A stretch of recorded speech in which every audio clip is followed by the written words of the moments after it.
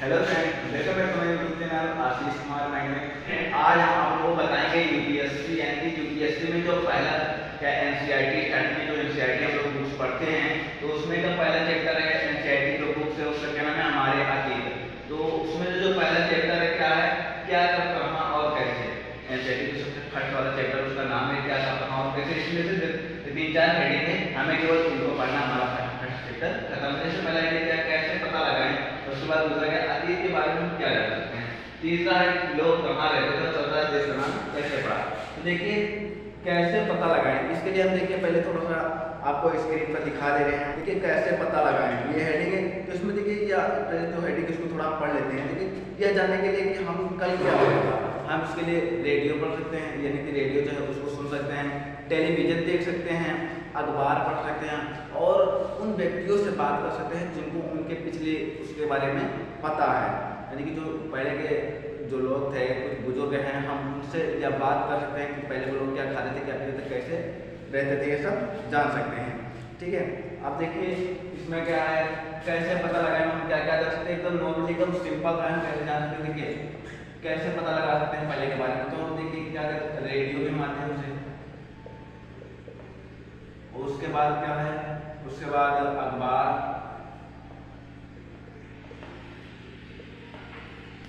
और उसके बाद क्या है टेलीविजन, और उन व्यक्तियों से जिनको पहले के बारे में पता हो, बुजुर्ग यानी कि बुजुर्ग लोगों से।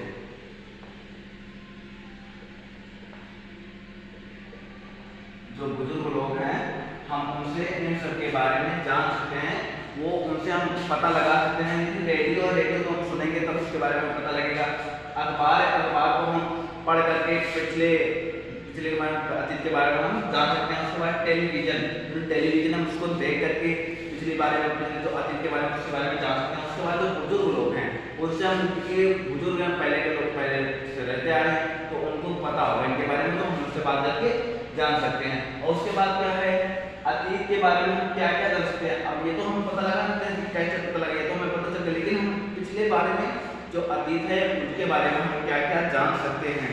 तो इसके लिए देखिए आपको, इसके लिए देखिए अतीत के बारे में हम क्या क्या जान सकते हैं। इसके लिए देखिए स्क्रीन पर, इसके लिए देखिए अतीत के बारे में हम क्या क्या जान सकते हैं। इसके लिए देखिए स्क्रीन पर आ रहा है। तो देखिए अतीत के बारे में हम बहुत कुछ जान सकते हैं, जैसे लोग क्या खाते थे, कैसे कपड़े पहनते थे, क्या खाते थे, कैसे कपड़े पहनते थे, कहाँ पर रहते थे, कौन से गाने सुनते थे, कैसे एक स्थान से दूसरे स्थान पर जाया करते थे।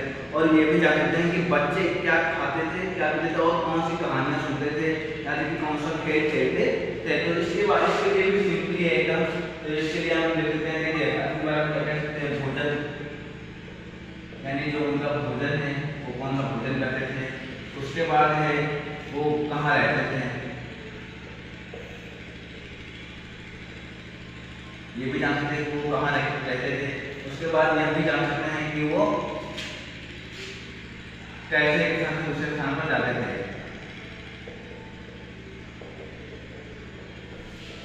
वह एक स्थान से दूसरे स्थान पर कैसे जाते थे, और बच्चे क्या खेलते थे वो कौन सा खेल पहले खेलते थे। और उसके बाद हम यहाँ भी जान सकते हैं कि वो कौन सी कहानियाँ सुनते थे। ठीक है, बस यही इतना है, यानी कि बच्चे क्या खाते थे, क्या पीते थे, कौन सा खेल खेलते थे, और जो पहले के लोग रहते थे वो कहाँ पर रहते थे, एक स्थान से दूसरे स्थान पर कैसे जाते थे, हम इसके बारे में ही जान सकते हैं पहले के। और उसके बाद क्या है तीसरी हेडिंग क्या है, लोग कहाँ रहते थे। अब देखिए लोग कहाँ रहते थे हम देखिए, अब देखिए आपके सामने देखिए एक मैप दिख रहा होगा। अभी सामने एक मैप दिख रहा है, देखिए इसमें मैं जूम कर रहा हूँ। देखिए नर्मदा नदी आपको कहीं दिख रही है, नर्मदा नदी देखिए बीच में है नर्मदा नदी। इसी नर्मदा नदी के किनारे वो लोग इस नर्मदा नदी के किनारे रहा करते थे स्टार्टिंग में, शुरुआत में। और वहीं पर रह के वो लोग जौ और गेहूं और जौ की खेती किया करते थे। अब देखिए लोग तुम्हारे लिए देखते हैं, लोग नर्मदा नदी के किनारे रहते थे। कहाँ पर, नर्मदा नदी के किनारे।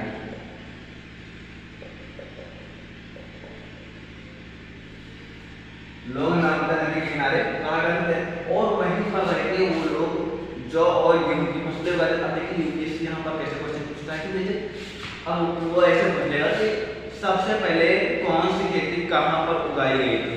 देखिए सबसे पहले कौन सी खेती, देखिए जौ और गेहूं, यानी कि सबसे पहले जौ और गेहूं, जौ और गेहूं की खेती उगाई गई थी।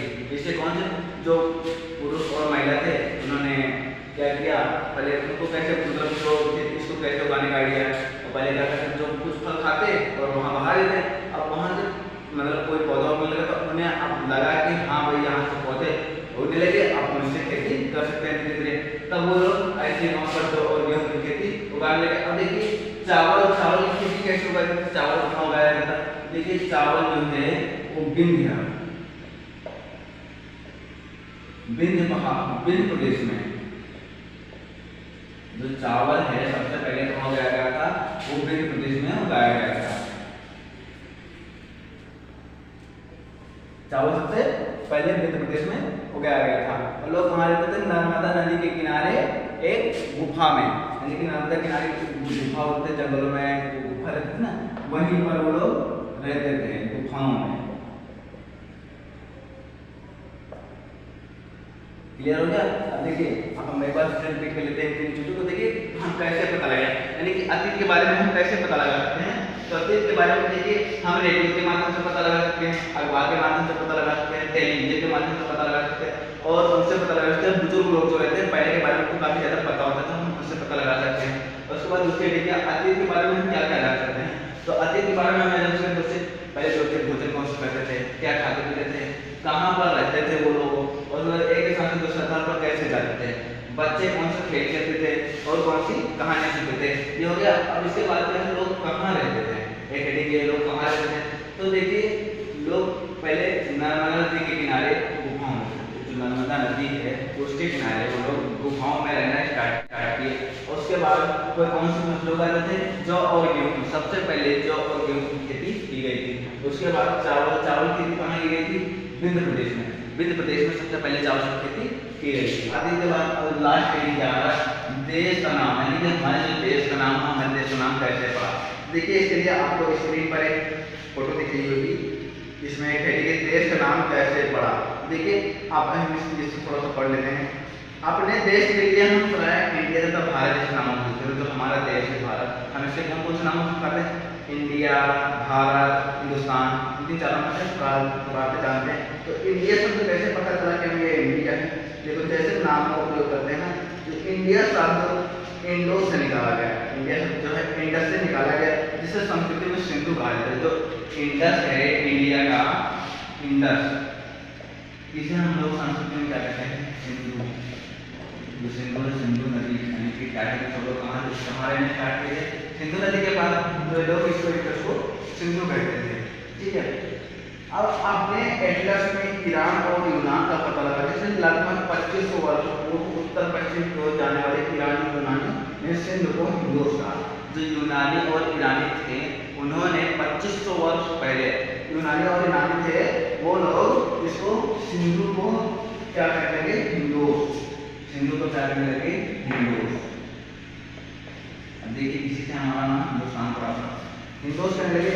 और नदी के पूर्व में स्थित भूमध्य प्रदेश को इंडिया के लिए इंडिया कहा।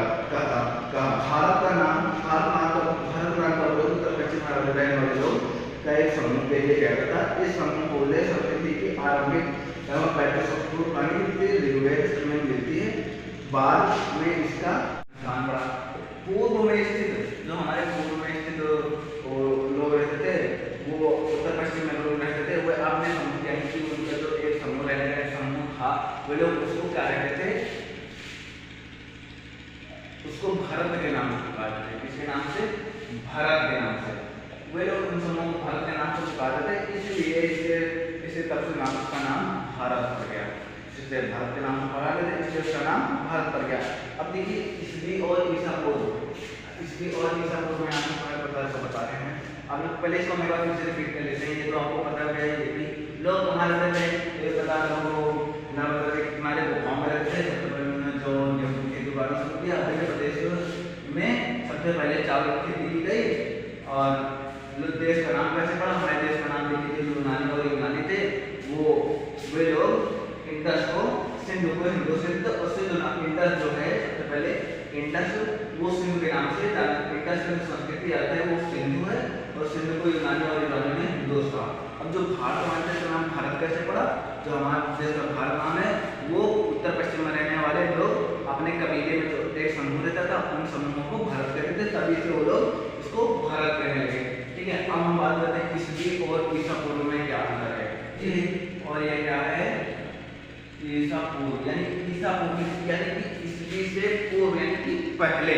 अब देखिए जो ईसा पूर्व है, देखिए जैसे मान लीजिए इसका जन्म ईसाई का है, जो ईसाई बहुत धर्म के उनका ईसाई है, ईसाई धर्म के। अब देखिए उनका जन्म से 1586 ईस्वी में हुआ, ईसा पूर्व में हुआ, तो उनकी मृत्यु कब होगी? उनकी मृत्यु होगी 478 ईसा पूर्व में, यानी कि ये उल्टा रहता। और ईस्वी में जैसे 586 ईस्वी को हुआ तो इनकी मृत्यु होगी 678 ईस्वी, ऐसे होगा, यानी कि ये उल्टा रहता है। जो ईसा पूर्व है उल्टा रहता है और ईस्वी जो है सीधा रहता है। यानी कि जब आज जैसे जन्म हुआ, जैसे आज की तारीख आज से 23 तारीख को उनका जन्म हुआ तो उनकी मृत्यु कब होगी? जैसे 19 तारीख को। और अगर हम सन की बात करें तो 23 को जन्म हुआ तो उनकी मृत्यु कब होगी? जाके 25-26 तारीख को।